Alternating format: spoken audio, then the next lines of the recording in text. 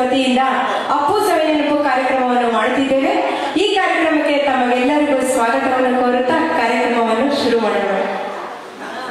ಎಲ್ಲಿಂದ ಆರಂಭವೋ ಎಲ್ಲಿಂದ ಆನಂದವೋ. ಇವತ್ತು ಅಪ್ಪು ಅವರ 51ನೇ ವರ್ಷದ ಹುಟ್ಟುಹಬ್ಬದ ಪ್ರಯುಕ್ತ NVS ಕ್ರಿಯೇಷನ್ ವತಿಯಿಂದ ಸಪ್ತಸ್ವರ ಮ್ಯೂಸಿಕಲ್ ವೈಬ್ಸ್ ಆದ್ರಿಂದ ಅಪ್ಪು ಸವಿನೆನಪು ಅಂತ ಕಾರ್ಯಕ್ರಮ ಮಾಡ್ತಾ ಇದ್ದೀವಿ. ಈ ಕಾರ್ಯಕ್ರಮದಲ್ಲಿ ಸುಮಾರು 65 ಜನ ಗಾಯಕರು ಇದ್ದಾರೆ. ಎಲ್ಲರೂ ಅಪ್ಪು ಮತ್ತು ಅವ್ರ ಫ್ಯಾಮಿಲಿ ಹಾಡುಗಳನ್ನ ನಾವು ಹಾಡ್ತಾ ಇದ್ದೀವಿ. ವರ್ಷ ನಾವು ಅಪ್ಪು ಸವಿನೆನಪು ಕಾರ್ಯಕ್ರಮ ಮಾಡ್ತೀವಿ. ಅಂದರೆ ನಮ್ಮ ಕಾರ್ಯಕ್ರಮ 10 ವರ್ಷದಿಂದ ಇದೆ, NVS ಕ್ರಿಯೇಷನ್ ಅಂತ. ಅದರ ಅಂಡರಲ್ಲಿ ಸಪ್ತಸ್ವರ ಮ್ಯೂಸಿಕಲ್ ಅಂತ 3 ವರ್ಷದಿಂದ ಇದೆ. ಏನು ಸರ್? ತುಂಬ ಸರ್, ನನ್ನ ಮಗ ಚಿಕ್ಕದ್ರಿಂದನೂ ಅಪ್ಪು ಫ್ಯಾನು. ಅವನಿಗೋಸ್ಕರ ನಾನು ಅಪ್ಪು ಸವಿನೆನಪು ಕಾರ್ಯಕ್ರಮ ನಾವು ಮಾಡ್ಕೊಬಂದಿದ್ದೀನಿ. ಮಾತಾಡಿ ತುಂಬ ಸರ್, ಅವ್ರ ಬಗ್ಗೆ ನಾವು ಅಪ್ಪು ಬಗ್ಗೆ ಮಾತಾಡೋಕ್ಕೆ ಆಗಲ್ಲ. ಅವ್ರು ಏನು ಅನ್ನೋದು ನಮ್ಗೆ ಅವ್ರು ಇದ್ದಾಗ ಗೊತ್ತಾಗ್ಲಿಲ್ಲ. ಅವ್ರು ಸತ್ತ ನಂತರ ಅವರು ಎಷ್ಟು ಆಶ್ರಮಗಳಿಗೆ ಮತ್ತೆ ತುಂಬ ಹಲವಾರು ಒಳ್ಳೊಳ್ಳೆ ಸಾಧನೆಗಳನ್ನ ಕೆಲಸಗಳನ್ನ ಮಾಡಿದ್ದಾರೆ. ಬಡವ್ರಿಗೋಸ್ಕರ ತುಂಬ ಸೇವೆಗಳು ಮಾಡಿದ್ದಾರೆ. ಆಮೇಲೆ ಅದು ಅಲ್ಲದೆ ನಮ್ಮ ಟೀಮಲ್ಲಿ ಟೀನು ಅಂತೇಳಿ ಇವರು ಅಷ್ಟೇ ಅಪ್ಪು ಫ್ಯಾನು. ಅವ್ರು ತುಂಬ ಅವ್ರ ಬಗ್ಗೆ ಅಭಿಮಾನ ಇಟ್ಕೊಂಡಿದ್ದಾರೆ. ಮಾತಾಡಿ.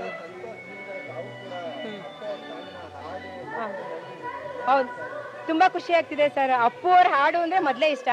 ಹಾಗಾಗಿ ಇವತ್ತು ಅವ್ರ ಮಾಡಿರೋ ಫಿಲ್ಮಲ್ಲೇ 7-8 ಹಾಡುಗಳನ್ನ ಮ್ಯಾಶಪ್ ಮಾಡಿಕೊಂಡು ನಾವು ಹಾಡಿದ್ದೀವಿ.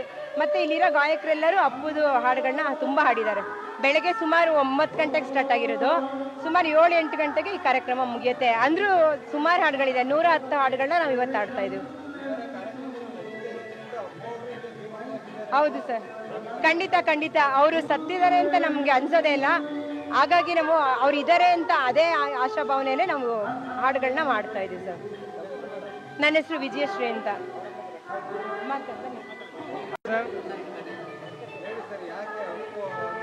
ಸರ್, ಅಪ್ಪು ಅವ್ರು ಮಾಡಿರೋ ಕೆಲಸಗಳು 1-2 ಅಲ್ಲ.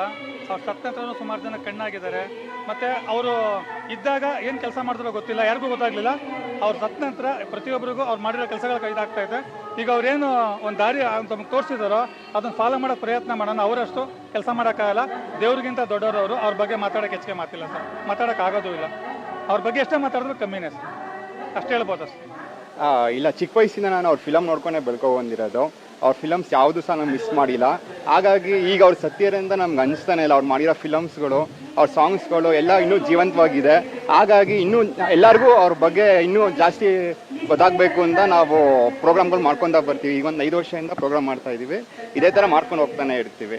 ಅಪ್ಪು ಅವರು ಸವಿನೆನಪು ಕಾರ್ಯಕ್ರಮ ಮಾಡ್ತಾನೆ ಇರ್ತೀವಿ. ಮೇಯ್ನಾಗಿ ನನಗೋಸ್ಕರ ನಮ್ಮಮ್ಮ, ಹೌದೌದು, ನನಗೆ ಅಪ್ಪು ತುಂಬ ಇಷ್ಟ ಅಂದ್ಬಿಟ್ಟು ನನಗೋಸ್ಕರ ಈ ಕಾರ್ಯಕ್ರಮ ಮಾಡ್ತಿದ್ದಾರೆ. ಇಲ್ಲ ಇರ್ತಾರೆ. ನಾವು ಪುರ ಇಲ್ಲ, ಎಲ್ಲರೂ ಕಾರ್ಯಕ್ರಮ ಮಾಡ್ತಾನೆ ಇರ್ತಾರೆ. ಅವರು ಯಾವಾಗಲೂ ಜೀವಂತವಾಗಿ ಇದ್ದೇ ಇರ್ತಾರೆ ನಮ್ಗಳ ಜೊತೆ.